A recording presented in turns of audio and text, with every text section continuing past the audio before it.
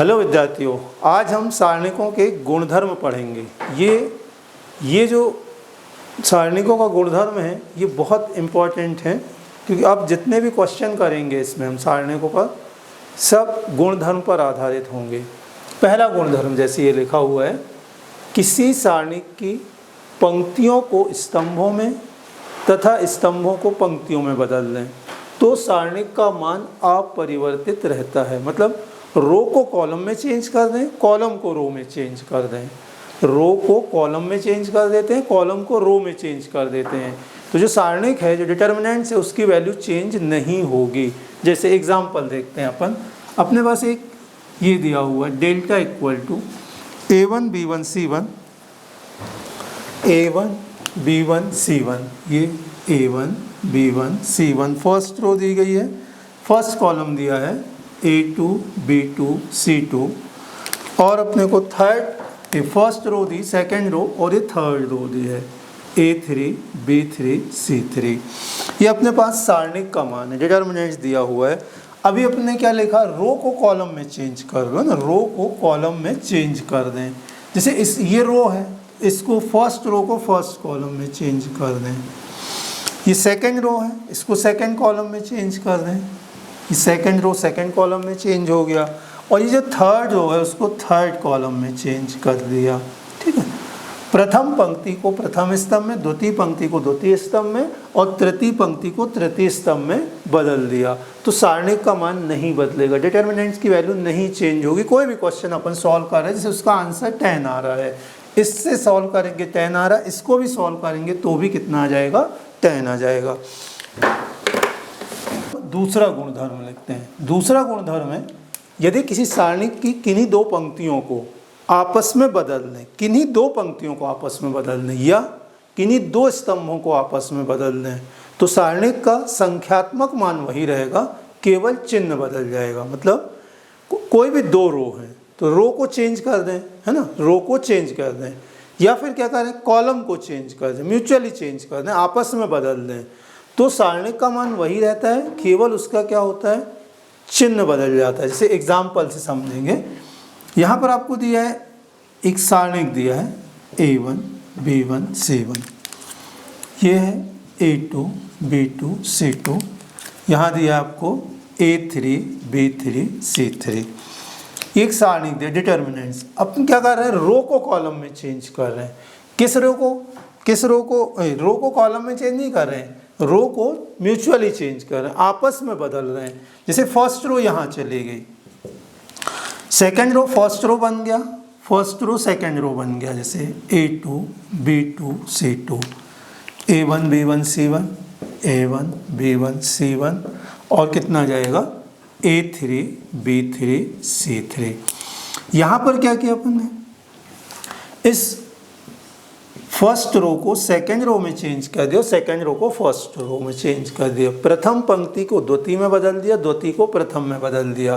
तो ये जो सारणिक होगा, है ना, ये डिटर्मिनेंट जितनी वैल्यू ये है उतनी ये होगी, केवल इसका साइन चेंज हो जाएगा, यहाँ पर माइनस आ जाएगा। अब ऐसा भी कर सकते हैं आप, इसको यहाँ भी बदल सकते हैं, इसको यहाँ ले जा लें आप, ठीक, तो ये कितना आ जाएगा, जैसे पास पास के भी चेंज कर सकते हैं, दूर के भी चेंज कर सकते हैं। जैसे यहाँ पर चला जाएगा ये, तो a3 b3 c3, third row first row में बन गया, और फर्स्ट रो क्या, फर्स्ट रो ये यहाँ थी, यहाँ पर कहाँ आ गई, सेकंड पे आ, फर्स्ट रो थर्ड पे आ गई, a1 b1 c1। तो फिर क्या होगा, सारणिक का साइन चेंज हो जाएगा, साइन चेंज हो जाएगा, मतलब ये माइनस है तो फिर प्लस हो गया। तो इस प्रकार से क्या किया अपन ने, रो को चेंज किया, तो रो को आपस में बदल दें, पंक्तियों को आपस में बदल दें तो चिन्ह बदल जाएगा, पंक्तियों को आपस में बदल दें तो चिन्ह बदल जाएगा। यह स्तंभों के लिए भी होगा, ये कॉलम्स के लिए भी होगा। कॉलम्स में देखें कैसे होगा, यहाँ पर आपने क्या किया, इसको यहाँ ले आए, इसको यहाँ ले आए, ये कितना हो जाएगा यहाँ पर, जैसे यहाँ पर ये b3 आ गया, ये b3 हो गया, यहाँ पर ये b1 आ जाएगा, b3 हो जाएगा, b1 हो जाएगा, और यहाँ पर कितना आ जाएगा, ये b2 आ जाएगा। ये यहाँ पर आ गया a3 हो जाएगा, ये a3 हो जाएगा, ये a1 हो जाएगा, और ये कितना आ जाएगा, a2 आ जाएगा, और ये कितना, इसको वैसे का वैसे लिखेंगे। तो यहाँ पर क्या किया, यहाँ पर अपन ने फर्स्ट कॉलम को सेकंड में बदल दिया और सेकंड को फर्स्ट में बदल दिया, चेंज कर दिया, फर्स्ट को सेकंड में, सेकंड को फर्स्ट में चेंज कर दिया। तो अब जो होगा वैल्यू वही होगी, न्यूमेरिकल वैल्यू वही होगी, संख्यात्मक मान वही होगा, केवल इसका चिन्ह बदल जाएगा। जैसे ये प्लस, यहाँ प्लस था तो माइनस हो गया, माइनस है फिर चेंज किया तो प्लस हो गया, अब प्लस है तो फिर से क्या होगा, माइनस हो जाएगा। तो यहाँ पर अपन कॉलम या रो को चेंज करते हैं, तो ये जो वैल्यू होगी, डिटर्मिनेंट्स की वैल्यू होगी, वो क्या होगी, चेंज नहीं होगी, केवल उसका साइन चेंज हो जाएगा। ठीक है, ये दूसरा गुणधर्म है। अब तीसरे गुणधर्म में आते हैं, हम पढ़ रहे हैं गुणधर्म 3। गुणधर्म 3 क्या होगा, यदि किसी सारणी की कोई दो पंक्तियां या दो स्तंभ सर्वसम हो तो सारणी का मान शून्य होता है। दो पंक्तियां या दो स्तंभ सर्वसम हो, आइडेंटिकल मतलब एक जैसे हो, तो जो वैल्यू होगी डिटर्मिनेंट्स की वो क्या होगी, 0 होगी। जैसे यहाँ पर देखें, यदि किसी सारणी की दो पंक्तियां या दो स्तंभ आपस में बराबर हों, दो पंक्तियां या दो स्तंभ आपस में बराबर हों, जैसे यहाँ पर दिया है ये PQR, ये क्या दिया अपने को, R1 R2 R3 के इक्वल है, तो इस डिटर्मिनेंट्स की वैल्यू, इस सारणी का मान कितना होगा, शून्य होगा। ये इसमें क्या दिया अपने को, सेकंड रो थर्ड रो के इक्वल है, सेकंड रो और थर्ड रो इक्वल है। यहाँ पर जैसे दूसरा एग्जांपल देखें अपन, ABC PQR ऐसा दिया हुआ है ना, PQR, ये दो कॉलम इक्वल दिए हैं, तो कितना आ जाएगा, आइडेंटिकल है ना, आइडेंटिकल मतलब सेम, जैसे ये संगत अवयव बराबर होना चाहिए, करस्पॉन्डेंट एलिमेंट, जैसे A है तो यहाँ A होगा, यहाँ B है तो B होगा, यहाँ C है तो C होगा। ऐसा नहीं होगा कि C यहाँ लिख लें B यहाँ लिखें, ABC यहाँ भी है ABC यहाँ है तो इक्वल होगा, नहीं। आइडेंटिकल मीन्स क्या होगा, A है तो A, यहाँ पर B है तो कितना होगा B, और यहाँ पर C है तो C। ये करस्पॉन्डेंट एलिमेंट्स जो हैं वो सेम होना चाहिए, संगत अवयव बराबर होना चाहिए, तो ये सारणी का मान क्या होगा, शून्य होगा। इसमें कितना है, C1 इक्वल टू C3, कोई भी हो सकता है, जैसे संख्याओं में भी हो सकता है, जैसे अपने को ऐसा दिया है 5 3 -2 5 3 -2 4 6 1, इसकी वैल्यू 0 हो जाएगी। यहाँ पर देखें 6 9 3 1 2 4 1 2 4, इसकी भी वैल्यू क्या होगी, 0। क्या होगी, यहाँ पर ये इक्वल है, रो इक्वल है, first row second row equal, प्रथम पंक्ति द्वितीय पंक्ति बराबर है, यहाँ पर दूसरा स्तंभ और तीसरा स्तंभ बराबर है, सेकंड कॉलम और थर्ड कॉलम इक्वल है। इक्वल मीन्स क्या, सर्वसम है, आइडेंटिकल है, तो इस सारणी का मान क्या होगा, शून्य होगा।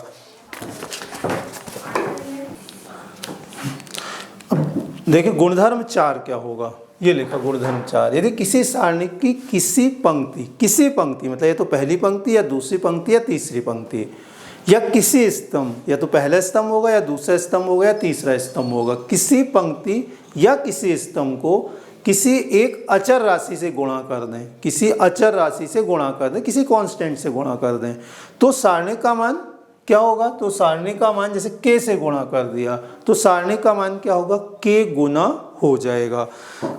देखो कोई भी अपने को डिटर्मिनेंट दिया है, उसकी किसी एक रो में या किसी एक कॉलम में, है ना, किसी कांस्टेंट से मल्टीप्लाई कर दें, तो जो डिटर्मिनेंट्स की वैल्यू हो जाएगी वो k टाइम्स हो जाएगी।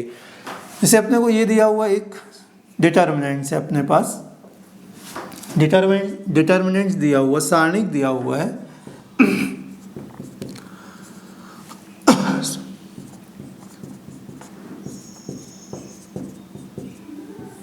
ये इसकी वैल्यू के, इसकी वैल्यू डेल्टा गिवन है अपने को, यहाँ अपन ने ले लिया कि इसकी वैल्यू डेल्टा है। अब जैसे इसमें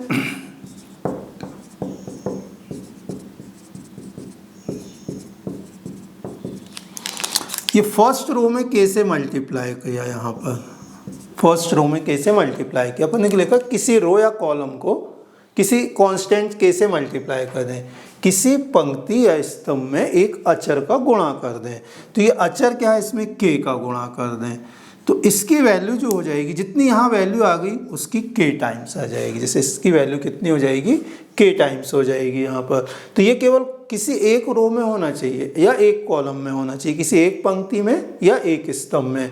तो अपन इसका सबसे ज़्यादा यूज़ ऐसा नहीं कर रहे हैं, इसका यूज़ क्या करेंगे कॉमन में। जैसे अपन क्या कर सकते हैं, इसको कॉमन भी ले सकते हैं। जैसे यहाँ देखें, यहाँ अपन क्वेश्चन में जब इसको करेंगे तो इस प्रकार से करेंगे A1 B1 C1 A2 B2 C2 A3 B3 C3, ये एक डिटर्मिनेंट दिया है। यहाँ पर अपने को क्या दिया है, सभी में x x x दिया हुआ है, सेम नंबर है यहाँ पर। तो इसको क्या कर सकते हैं अपन, इसकी वैल्यू में क्या आएगा, ये बाहर आ जाएगा। तो यहाँ पर कितना आ जाएगा, जैसे यहाँ इक्वल में यहाँ पर कितना होगा, x अपन ने कॉमन ले लिया इसमें से। अब जब x कॉमन लिया तो यहाँ अपने पास कितना बचेगा, A1 B1 C1 A2 B2 C2 A3 B3 C3। किसी एक रो में होना चाहिए या एक कॉलम में होना चाहिए, एक पंक्ति या एक स्तंभ में होना चाहिए। अब अपने पास ऐसा भी हो सकता है, देखें यहाँ पर, जैसे अपने को यहाँ दिया है, यहाँ दिया है X7 XB1 XC1, फिर यहाँ पर दिया है YA2 YB2 YC2, और इसमें दिया है यहाँ पर ये दिया हुआ अपने को ZA3 ZB3 ZC3। यहाँ देखिए अपन फर्स्ट रो में क्या है, x कॉमन है, सेकेंड रो में क्या है, y कॉमन है, थर्ड रो में क्या है, z कॉमन है। तो यहाँ पर क्या करेंगे, फर्स्ट से x कॉमन ले लें, फर्स्ट रो से x कॉमन ले लें, सेकेंड रो से y कॉमन ले लें, और थर्ड रो से क्या करते हैं अपन, z कॉमन लेते हैं। अब कॉमन लेने के बाद अपने पास क्या बचेगा उसको नोट कर लेते हैं अपन। तो यहाँ A1 B1 C1 आ जाएगा, A1 B1 C1, इसमें कितना आएगा, A2 B2 C2 A3 B3 C3। ये फर्स्ट रो, प्रथम पंक्ति से x कॉमन लिया। ये सेकेंड रो, द्वितीय पंक्ति से y कॉमन लिया। ये थर्ड रो है, थर्ड रो में कितना है, z, तृतीय पंक्ति में z उभयनिष्ठ है, तो इसको उभयनिष्ठ ले लिया, तो इतना बचेगा। इसका उपयोग हम सबसे ज़्यादा करेंगे, ठीक है। अच्छा, इसका अपोजिट भी हो सकता है। अपोजिट कैसे हो सकता है, जैसे अपन ने यहाँ लिखा, अब क्या करें, आपको x का इसमें मल्टीप्लाई करना है, गुणा करना है, तो अपन कर सकते हैं। जैसे इसमें x का गुणा इसमें किया तो क्या आएगा, x7 x8 इसमें करेंगे तो x8 आ जाएगा। y का अपन सेकेंड में कर सकते हैं, तो yb1 yb2 yb3 आ जाएगा। सिमिलरली क्या होगा, z का अपन इसमें कर दें, इसी प्रकार से z का गुणा, तो zc1 zc2 zc3। तो कोई भी एलिमेंट्स, कोई भी अवयव दिया है, अपन उसका क्या कर सकते हैं, किसी भी अवयव को एक पंक्ति में है तो उभयनिष्ठ निकाल सकते, पंक्ति से भी निकाल सकते, स्तंभ से भी निकाल सकते, या इसका अपोजिट होगा, किसी एक स्तंभ से अपन क्या कर सकते, किसी एक पंक्ति या स्तंभ में गुणा भी कर सकते हैं ना। जैसे इसमें x का गुणा किसमें किया, प्रथम स्तंभ, y का गुणा द्वितीय स्तंभ में, z का गुणा किया तृतीय स्तंभ में। तो ये चीज़ आपको अच्छे से समझ में आ गई होगी। अब अगला गुणधर्म पढ़ते हैं। चलो, अब ये गुणधर्म 5, गुणधर्म 5 दिया हुआ है अपने को, प्रॉपर्टी 5, किसी सारणी की किसी पंक्ति या स्तंभ का प्रत्येक अवयव, किसी सारणी की किसी पंक्ति या किसी स्तंभ का प्रत्येक अवयव, कोई भी रो है या कोई भी कॉलम है, किसी भी एक रो या किसी भी एक कॉलम का हर एक जो एलिमेंट्स होगा, प्रत्येक अवयव दो अवयवों का योग हो, है ना, 2 एलिमेंट्स का सम हो। जैसे यहाँ देखें, A1 + x A2 + y A3 + z, मतलब ये क्या दिया, प्रथम स्तंभ 2 अवयवों का योग है, प्रथम स्तंभ 2 अवयवों का योग है, मतलब जो फर्स्ट कॉलम है 2 एलिमेंट्स का सम है। यहाँ पर देख रहे हैं अपन, ये क्या द्वितीय पंक्ति है, सेकंड रो है, ये 2 अवयवों का योग है। तो कोई भी एक स्तंभ या कोई भी एक पंक्ति 2 अवयवों के योग के रूप में हो तो अपन क्या करेंगे, इसमें 2 अवयवों का योग हो तो सारणिक को उसी कोटि के 2 सारणिकों के योग के रूप में लिख सकते हैं। सारणिक को उसी कोटि के 2 सारणिक के योग के रूप में, मतलब इसकी कोटि क्या 3 × 3 है, ऑर्डर 3 पंक्ति 3 स्तंभ, 3 × 3, ये भी 3 × 3। तो अपन ने लिखा कि इसका दो अवयव दो सारणिकों के योग के रूप में लिख सकते हैं। जैसे इसको भी लिख सकते हैं, इसको भी। अब देखो इसको कैसे लिख रहे हैं अपन, तो एक सारणिक अपना इससे बन जाएगा A1 B1 और C1 से। तो यहाँ लिख देंगे A1 B1 C1 A2 B2 C2 A3 B3 और C3, ये लिखा। और सेकंड किससे बन जाएगा अपना, इससे बन जाएगा, एक इससे बन जाएगा, एक इससे बन जाएगा, एक इससे। तो ये कितना आ जाएगा, X Y Z आ जाएगा। ये कितना होगा, B1 B2 B3 C1 C2 C3। प्रथम स्तंभ जो दिया है अपने को दो अवयवों के योग के रूप में है, तो इसको अपन दो उसी कोटि के दो सारणिकों के योग के रूप में लिख सकते हैं। तो पहला सारणिक A1 B1 C1 आएगा, A2 B2 C2 A3 B3 C3, जैसे ये लिखा।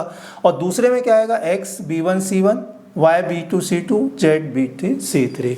तो मतलब जितना इसकी वैल्यू जितनी होगी उतनी वैल्यू इसकी हो जाएगी। इसमें देखें अपन, इसमें भी वही होगा। इसमें द्वितीय पंक्ति क्या है, दो अवयवों के योग के रूप में, मतलब सेकंड रो जो है वो 2 एलिमेंट्स के सम में दिया हुआ। तो पहला क्या आ जाएगा इसमें, A1 B1 C1, ये फर्स्ट रो। फिर इसको ले लेते हैं A2 B2 C2, वैसे तो अब समझ गए होंगे आप, A3 B3 और C3। अब यहाँ पर इसमें क्या आएगा, इसमें A1 B1 C1, यहाँ ये आएगा A3 B3 C3 भी आएगा। सिर्फ क्या होगा इसमें, ये जो वैल्यूज़ दी है, जैसे यहाँ PQR है तो ये PQR क्या होगा, यहाँ पर आ जाएगा। इनका बहुत यूज़ है अभी क्वेश्चन करने में, इसलिए आपको अच्छे से समझ में आना चाहिए।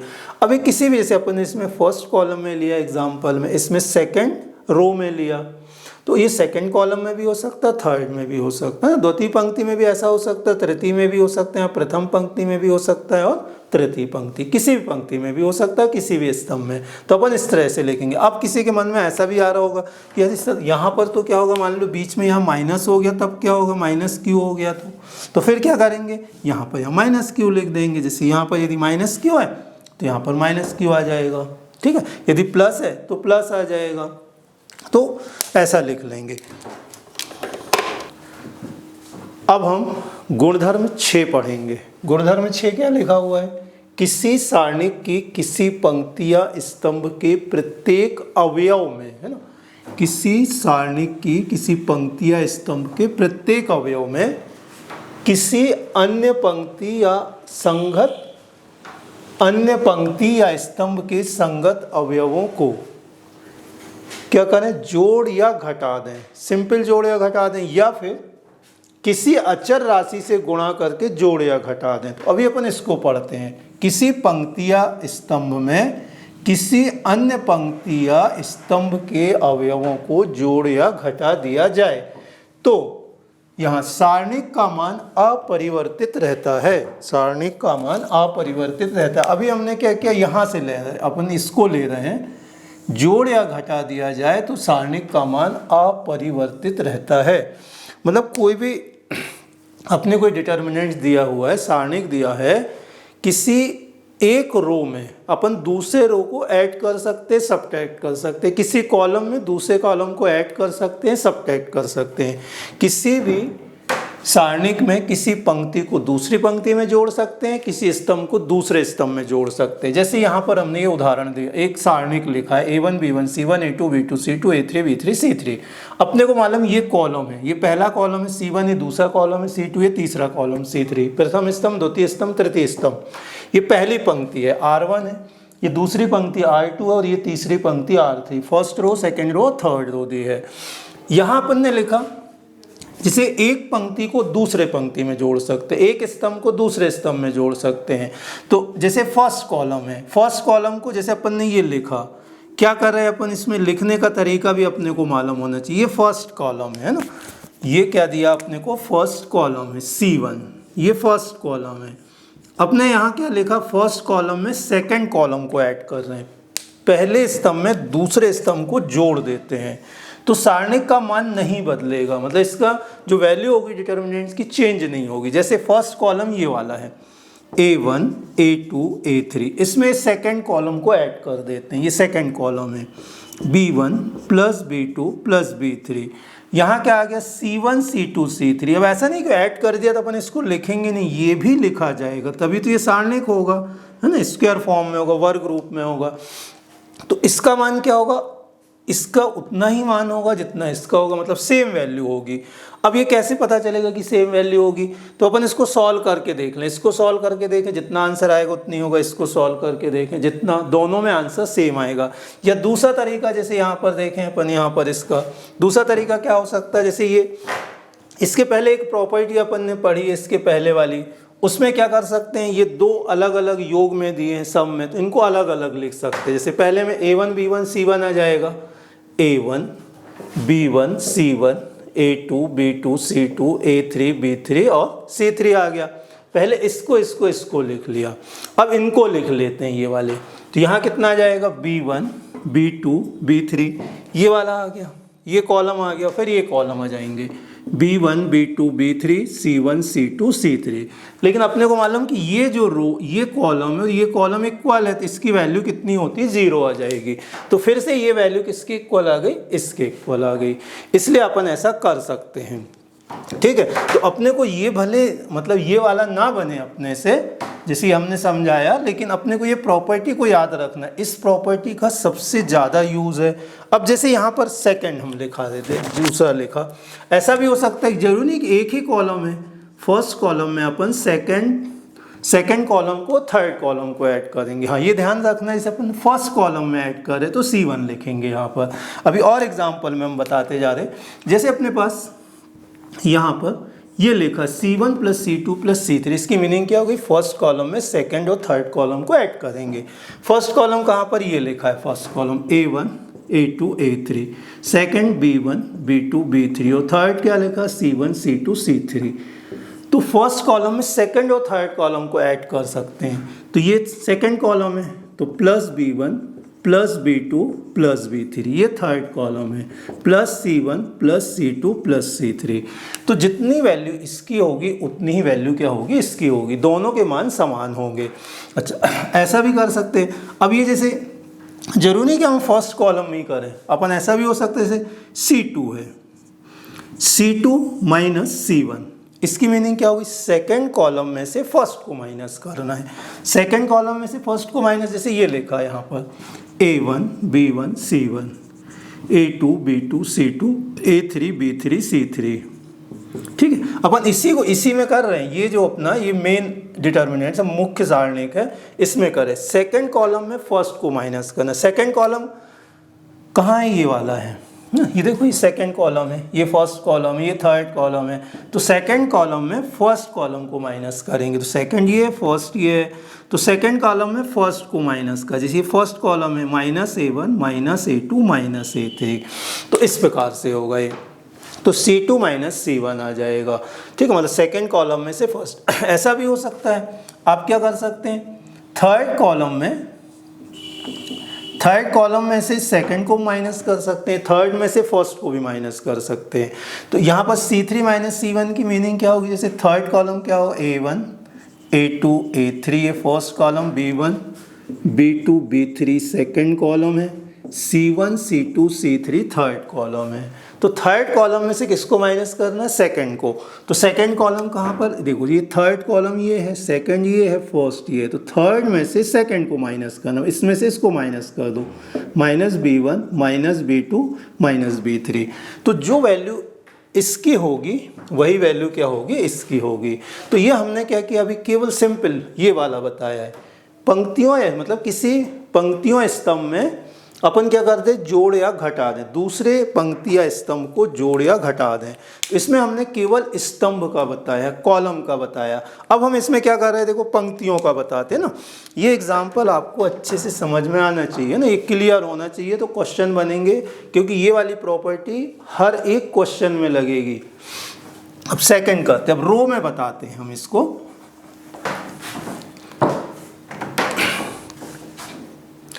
अभी हमने कॉलम में बताए थे, अब इसको रो में करते हैं। अब रो में जैसे हमने लिखा, ऐसे लिखा R1 प्लस R2, इसकी मीनिंग क्या होगी, फर्स्ट रो में सेकंड रो को ऐड करना। फर्स्ट रो कहाँ पर, ये है, सेकंड रो कहाँ पर, ये है। तो फर्स्ट रो में सेकंड रो को ऐड करते हैं, तो ये फर्स्ट रो A1 है, ये A2 है, A3 ये फर्स्ट रो है R1। इसमें सेकंड रो को ऐड कर रहे हैं, ये सेकंड रो ये वाली है, तो सेकंड रो यहाँ लिख देते A2 B2, ये गलत लिख दिया ना। A1 B1 C1 है यहाँ पर, A1 B1 C1, A2 B2 C2 है, और यहाँ पर कितना है A3 B3 C3 है। फर्स्ट रो में सेकंड को ऐड करना, फर्स्ट रो ये है, सेकंड रो ये है, इसको ऐड कर दो A2, इसको जैसे यहाँ पर ऐड कर दिया अपन ने, A2 आ गया, इसको ऐड कर दिया तो B2, और इसको ऐड कर दिया तो कितना होगा C2। तो फर्स्ट रो में सेकंड रो को ऐड किया, इसकी भी वैल्यू उतनी ही होगी। अब ऐड करना नहीं, अपन सब्ट्रैक्ट भी कर सकते हैं इसमें, जैसे कॉलम में जैसे ऐड किया था वैसे उसमें सब्ट्रैक्ट भी कर सकते हैं। जैसे ये लिखा हमने R2 minus R2 minus R1, मतलब ये सेकेंड रो में से फर्स्ट रो को माइनस करना है।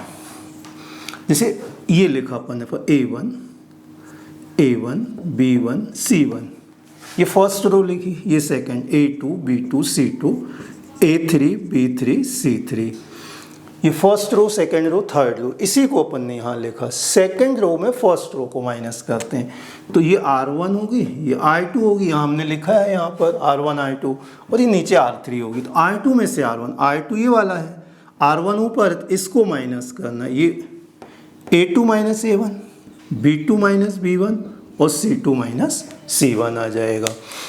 अब ऐसा भी हो सकता है, केवल एक नहीं, एक साथ तीनों भी हो सकते हैं। जैसे ये वाली प्रॉपर्टी का अपन काफ़ी जगह यूज़ करेंगे। इसकी मीनिंग क्या होगी, फर्स्ट रो में सेकंड रो थर्ड रो को ऐड करना है। तो जैसे यहाँ पर अपन देखें A1 B1 C1 है, A2 B2 C2, A3 B3 C3 है। तो ये फर्स्ट रो है। फर्स्ट रो में क्या कर रहे हैं, सेकंड और थर्ड दोनों रो को ऐड कर रहे हैं, तो ये A2 प्लस A3 आ जाएगा। फिर इसमें क्या आएगा, B2 प्लस B3 हो जाएगा, और ये C2 प्लस C3 हो जाएगा। तो ये फर्स्ट रो है, ये सेकंड रो है, ये थर्ड रो है। तो इन दोनों रो को अपन ने इसमें फर्स्ट रो में, सेकंड और थर्ड रो को फर्स्ट में ऐड किया। ये जरूर ध्यान रखना है अपने को। तो यहाँ जो ये दोनों सेम होते हैं ना, जैसे यहाँ पर जिस रो को अपन ऐड कर रहे हैं वो सेम हो गए। तो इस प्रकार से अपन रो में कर सकते हैं। ठीक है, जैसे थोड़ी देर पहले हमने कॉलम में बताया, ये रो में बताया। एक और बता दें, ऐसा भी हो जाएगा जैसे अपन ने ये लिखा R3 माइनस R2, मीनिंग क्या हो गई, थर्ड में से सेकंड को माइनस करना है। अपन ने लिखा R1 माइनस R3, फर्स्ट रो में थर्ड रो को माइनस करना है। R2 प्लस R1, मीनिंग क्या होगी, सेकंड रो में फर्स्ट रो को ऐड करना है। तो इस तरह से अपन करेंगे इसको। हाँ देखें, अभी हमने जो बताया था उसमें ये बताया था जोड़ या घटा दिया जाएगा। एक पंक्ति या स्तंभ में दूसरे पंक्ति या स्तंभ को जोड़ या घटा दें, है ना। किसी रो में अपन ने किसी दूसरे रो को ऐड कर दिया, किसी कॉलम में किसी दूसरे कॉलम को ऐड कर दिया। अब क्या करना, ये लिखा हुआ किसी अचर राशि से गुणा करके जोड़ या घटा दिया जाए। किसी अचर राशि से गुणा करके जोड़ या घटा दिया जाए। जैसे यहाँ पर देखें, ये R1 है, ये फर्स्ट रो लिखी। फर्स्ट रो में अपन सेकंड रो को ऐड कर रहे हैं, लेकिन कैसे कर रहे हैं, सेकंड रो में अपन x से मल्टीप्लाई करके ऐड कर रहे हैं। प्रथम पंक्ति में द्वितीय पंक्ति को जोड़ रहे हैं, लेकिन द्वितीय पंक्ति में एक अचर राशि k से गुणा करके जोड़ रहे हैं ना। अब ये k है, मतलब अचर ही होगी, k से गुणा करके जोड़ दिया। तो क्या किया अपन ने, फर्स्ट रो में सेकंड रो को ऐड कर रहे हैं, लेकिन किसी कांस्टेंट से मल्टीप्लाई करके कर रहे हैं। अब देखें इसकी मीनिंग क्या होगी, यहाँ पर R1 क्या होगा, ये वाला A1 B1 C1, A1 B1 C1, A2 B2 C2, A3 B3 C3। First row में सेकंड रो को ऐड, ये सेकंड रो है, इसको ऐड करना है, लेकिन क्या करना पड़ेगा, जैसे इस वाले में k से मल्टीप्लाई कर देंगे, k R2। तो जैसे इसमें इसको ऐड करना है फर्स्ट रो में, सेकंड रो को, लेकिन k से मल्टीप्लाई करके ऐड करना है। देखो k से मल्टीप्लाई करते हैं अपन, तो यहाँ k A2, ये सेकंड रो को ऐड किया है इसमें, लेकिन कांस्टेंट से मल्टीप्लाई करके k B2 और इसमें कितना आएगा के C2 आ जाएगा इस तरह से। तो फर्स्ट रो में सेकेंड रो को ऐड किया है, तो किसी भी नंबर से अपन ने एक मल्टीप्लाई करके फिर ऐड करें। केवल ऐड नहीं करना, माइनस भी कर सकते हैं। जैसे माइनस में कैसे, जैसे I2 माइनस म्यू R3, मतलब क्या हो गया, सेकेंड रो में थर्ड को माइनस करना है लेकिन म्यू से मल्टीप्लाई करके। तो पहले अपन ये तीनों रो को लिख लेते हैं। ये फर्स्ट रो है A1, B1 और C1, ये second row A2, B2, C2, ये third row A3, B3, C3। Third row में अपने की ये थर्ड रो है, इसमें म्यू से मल्टीप्लाई करनी है थर्ड रो को, और इसको इसमें से माइनस करना है। तो देखो यहाँ पर माइनस करना है अपने को, तो ये माइनस का साइन किस में, सेकंड रो में माइनस करना है, इसे सेकंड रो में किससे मल्टीप्लाई करना है, इसमें म्यू से मल्टीप्लाई करना है। और फिर क्या, म्यू R3 क्या है, ये A3 है, A3, B3 और C3। तो इसकी मीनिंग हुई कि सेकंड रो में अपने थर्ड रो को माइनस किया है लेकिन किससे मल्टीप्लाई करके, म्यू का मल्टीप्लाई करके किया है। ये अपन ने क्या किया, केवल कॉलम में किया। अच्छा, एक साथ ना दो को भी कर सकते हैं, जैसे अपन ने सिंगल किया। जैसे देखें फर्स्ट रो है, फर्स्ट रो में lambda R2 plus mu R3, देखिए ये वाली प्रॉपर्टी। यहाँ अपन ने क्या किया, फर्स्ट रो में सेकंड रो को ऐड करना है म्यू से मल्टीप्लाई करके, और थर्ड रो को ऐड करना है, सेकंड रो को ऐड करना है लैम्डा से मल्टीप्लाई करके, और थर्ड रो को ऐड करना है म्यू से मल्टीप्लाई करके। चेंज, वैल्यू चेंज नहीं होगी, है ना इसमें। तो R1 A1 B1 C1 लिखा यहाँ, A2 B2 C2 A3 B3 C3। क्या कर रहे हैं अपन, लैम्डा से मल्टीप्लाई कर रहे हैं किसमें, सेकंड रो में। ये सेकंड रो है, सेकंड रो में लैम्डा से मल्टीप्लाई करके ऐड करना है। तो जैसे इसमें लैम्डा कर रहा, ये लैम्डा A2 आ जाएगा इसमें, ये लैम्डा A2। फिर इसको ऐड करेंगे तो लैम्डा B2, इसमें इसको ऐड कर रहे हैं लैम्डा C2, ठीक है। तो सेकंड रो में लैम्डा से मल्टीप्लाई करके ऐड किया है, और अब इसको भी क्या किया, ऐड कर दें, थर्ड रो को भी ऐड कर दें, लेकिन किससे मल्टीप्लाई करके, म्यू से। तो इसमें म्यू से मल्टीप्लाई करेंगे, म्यू A3, इसमें म्यू प्लस म्यू B3, इसमें क्या आएगा, म्यू C3 आ जाएगा। तो इस प्रकार से प्रॉपर्टी है। तो ये अभी हमने जो बताई है वो किस में बताई, केवल रो में बताई है, ये पंक्तियों में बताई है हमने। तो इस तरह से अपन करेंगे, तो जितना इसको सॉल्व करके देख सकते हैं, जितनी वैल्यू ये होगी ना इसके इक्वल होगी, ये वैल्यू जो होगी इस वैल्यू के इक्वल होगी, ये वैल्यू भी इसके इक्वल होगी, वैल्यू चेंज नहीं होंगी। ये अभी हमने सारे बताए हैं रो में। अब हम इसको बताते हैं कॉलम में। अब मैं कॉलम में लिखा, यहाँ लिखा फर्स्ट कॉलम है, फर्स्ट कॉलम में थर्ड को अपन लैम्डा C3 करते हैं। मीन्स क्या होगी, फर्स्ट कॉलम में थर्ड कॉलम को ऐड करना लेकिन म्यू से मल्टीप्लाई करके। तो जैसे ये A1 A2 A3 है फर्स्ट कॉलम है, B1 B2 B3 है second column, C1 C2 C3 है थर्ड कॉलम।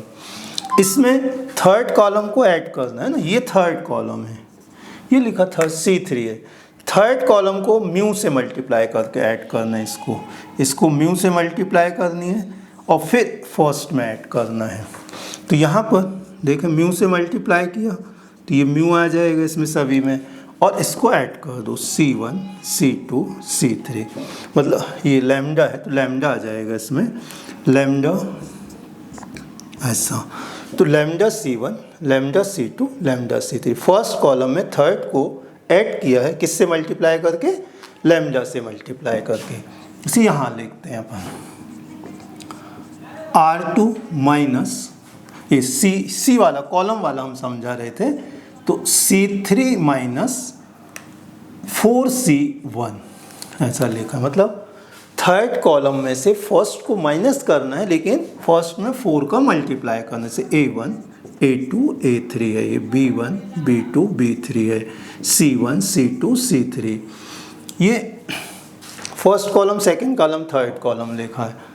अब ये थर्ड कॉलम ये वाला अपने को मालूम, थर्ड कॉलम ये है, इसमें फर्स्ट को माइनस करना है, इसको माइनस करना है, लेकिन इसमें कितने का मल्टीप्लाई करना है, 4 का। तो इसमें 4 का मल्टीप्लाई करेंगे, 4C1 मतलब क्या है, 4A1 4A2 4A3। तो ये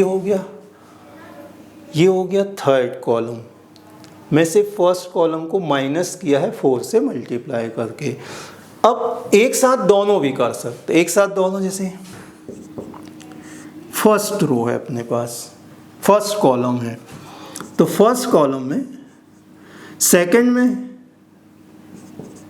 और mu C2 plus lambda C3 ऐसा। माइनस भी हो सकते हैं, एक प्लस कर सकते हैं, एक माइनस भी कर सकते हैं। मतलब फर्स्ट कॉलम में सेकंड कॉलम को ऐड करना है लेकिन म्यू से मल्टीप्लाई करके, थर्ड कॉलम को ऐड करना है लेकिन लेमडा से थर्ड कॉलम को माइनस करना है लेमडा से मल्टीप्लाई करके।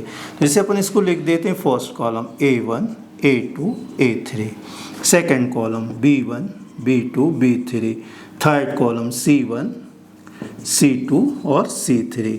अब देखें अपन करते हैं, इसमें अपन ये कर रहे हैं, देखें ये फर्स्ट कॉलम में सेकंड को अपन को ऐड करना है म्यू से मल्टीप्लाई करके। म्यू से मल्टीप्लाई किया, म्यू से मल्टीप्लाई करते हैं, म्यू B1 ये कितना आएगा, म्यू B2 ये कितना होगा, म्यू B3 ये आ जाएगा। ये थर्ड कॉलम को माइनस करना है, किसमें से, फर्स्ट कॉलम में से, लैम्डा से मल्टीप्लाई करते। अब क्या आएगा, माइनस आएगा, minus lambda C1 minus lambda C2 minus lambda C3, इस तरह से होगा। तो ये फर्स्ट कॉलम में सेकंड कॉलम को म्यू से मल्टीप्लाई करके ऐड किया है और थर्ड कॉलम को लैम्डा से मल्टीप्लाई करके सब्ट्रैक्ट किया है, माइनस किया है। तो इस प्रकार से अपन इस प्रॉपर्टी को लगाएंगे, बहुत इंपॉर्टेंट प्रॉपर्टी है। सारे क्वेश्चन जो होंगे ना इसके इसी प्रॉपर्टी पे डिपेंड होंगे। छोटा सा क्वेश्चन हम बताते हैं, जैसे अपन हालांकि एक्सरसाइज में अपन कर रहे हैं, जैसे अपने को ये दिया हुआ है,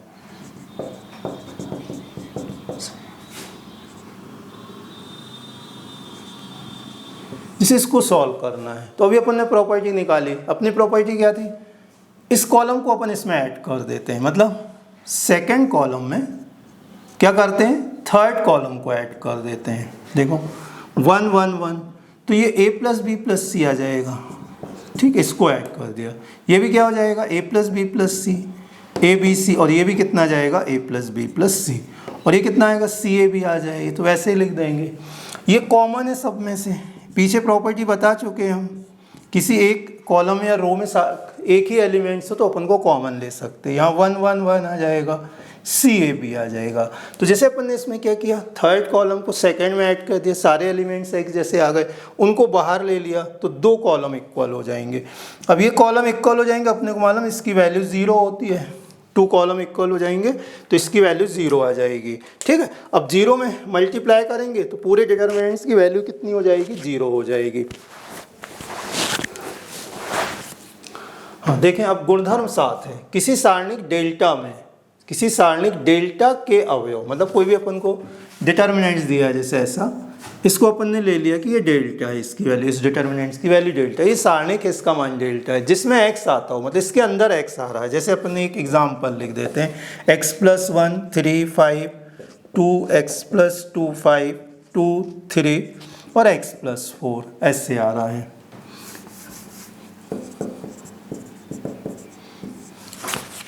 ये सारणिक है जिसमें x आता हो, देखो यहाँ पर बीच बीच में x आ रहे हैं, या x का बहुपद हो।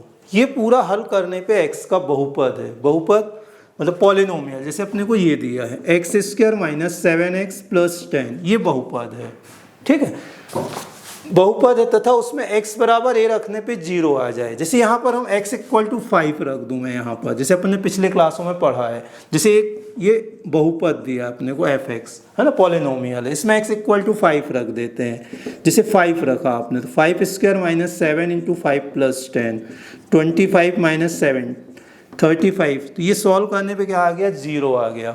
तो x इक्वल टू 5 रखने पर ये जो बहुपद है इसका मान 0 हो जाता है। तो यहाँ पर क्या आ गया, x इक्वल टू 0 रखने पर सारणिक का मान क्या आ जाए, 0 आ जाए। तो क्या लिखा है, x माइनस इसका गुणनखंड होता है। तो इसमें आपने पढ़ा होगा 10th क्लास में, x इक्वल टू 5 रखने पे ये पॉलिनोमियल या बहुपद का मान 0 होता है। तो इसको अपन यहाँ ट्रांसफर कर लेते हैं, x माइनस से इसका एक गुणनखंड होता है। इसका क्या होता है, गुणनखंड होता है, फैक्टर आ जाएगा इसका एक। तो यहाँ पर जैसे यहाँ अपन ने किया था उसी तरह से अब इसमें देखें, इसमें हम क्या करें, x इक्वल टू 2 रख दें। इसमें इस वाले इसमें एक डिटर्मिनेंट दिया, ये अपने को सारणिक दिया है, इसमें x इक्वल टू 2 रख देते हैं। अब देखो इसको 2 रखने पे कितना आ जाएगा, x या 1 रख देते हैं इसमें, x इक्वल टू 1, जहाँ जहाँ x है वहाँ 1 रख दें। तो 1 रखने पे कितना आ जाएगा, ये 1 प्लस 1 3 5 2 1 प्लस 2 5 और ये कितना आएगा 2 3 और 1 प्लस 4, इस तरह से। अब इसको सॉल्व कर लें। तो इसको सॉल्व करने पे देखें, यहाँ पर इसको सॉल्व करने पे कितना आ रहा है, यहाँ पर 2 2 2 3 3 3 5 5 5। अपने को मालूम कोई भी 2 रो कॉमन हो, कोई भी 2 पंक्तियाँ बराबर हो, 2 स्तंभ बराबर हो, तो सारणिक का मान 0 हो जाता है। तो यहाँ ये सारे इक्वल आ गए, तो इसकी वैल्यू 0 हो जाएगी। मतलब ये डिटर्मिनेंट्स की वैल्यू क्या आ गई, 0 आ गई। क्या रखने पे 0 आ गई, x इक्वल टू 1 रखने पे 0 आ गई। तो x इक्वल टू 1 रखने पे 0 आ गई, तो x माइनस 1 जो होगा, ये जो इस डिटर्मिनेंट्स है जो वैल्यू है उसका क्या होगा, एक गुणनखंड होगा, इस डिटर्मिनेंट्स का एक फैक्टर होगा। तो अभी अपन ने क्या लिखा, किसी सारणिक में, ये सारणिक डेल्टा में जिसमें x आता हो, है ना, या x का बहुपद हो, x का पॉलिनोमियल हो, और उसमें x की वैल्यू अपन ने जैसे a रखी, यहाँ पर x इक्वल टू a रखने पे यदि इस डिटर्मिनेंट्स की वैल्यू 0 हो जाएगी तो x माइनस इसका क्या होता है, एक फैक्टर होता है। जैसे मैंने एक एग्जांपल बताया है, ये एक डिटर्मिनेंट्स है, इसमें x इक्वल टू 1 रखा, x इक्वल टू 1 रखने पे सॉल्व करने पे कितना आ गया, 0 आ गया यहाँ। तो x माइनस इसका क्या होगा, एक फैक्टर होगा। हालांकि इसका यूज अपन बहुत कम करेंगे। देखें अगली प्रॉपर्टी है इसमें, ये एर्थ प्रॉपर्टी, किसी सारणी की किसी पंक्ति या स्तंभ के अवयवों, मतलब अपने पास ये सारणिक दिया हुआ है, सारणिक कितना है, A1 B1 C1 A11 B, इसको इस तरह A11 A12 A13 है ना, इसको व्यापक रूप में लिख लेते हैं। और A21 A22 A23 A31 A32 A33। सारणिक की किसी पंक्ति या स्तंभ के अवयवों और किसी अन्य पंक्ति या स्तंभ के अवयवों के सहखंडों, ये सहखंड दिया है। सहखंड मीन्स क्या होता है, कोफैक्टर होता है।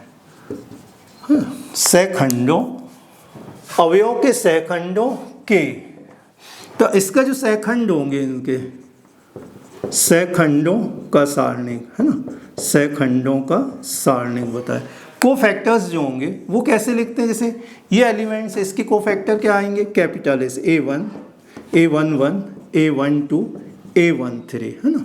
जैसे इसका कोफैक्टर, मतलब ये इसका A11 का कोफैक्टर A11, A12 का कोफैक्टर A12, ये कितना आएगा A21, यहाँ पर कितना होगा A22, और ये कितना होगा A23।